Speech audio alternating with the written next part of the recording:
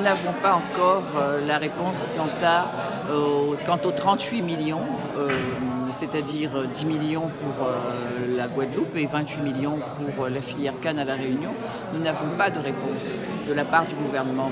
Et la ministre ne nous a pas répondu et le gouvernement, il est en tous les cas, on ne nous répond pas sur cette ligne budgétaire qui n'est pas écrite et qui est fondamentale pour la canne à sucre, qui est la culture pivot de l'agriculture réunionnaise.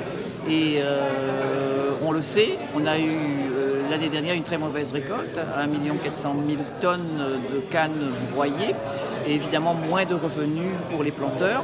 Et toute l'agriculture à La Réunion en a pâti. Et on sait que c'est fondamental, que c'est essentiel que cette subvention de 28 millions soit versée. Les planteurs ont commencé à couper la canne et donc ils ont des revenus qui sont faibles et on le sait, beaucoup d'entre eux n'ont même pas un SMIC. Ne parlons plus lorsqu'ils sont à la retraite où la moyenne est de 350 €. C'est tout ce problème qui est essentiel pour La Réunion qu'il faut que l'on traite. Voilà pourquoi la ministre doit nous apporter une réponse qui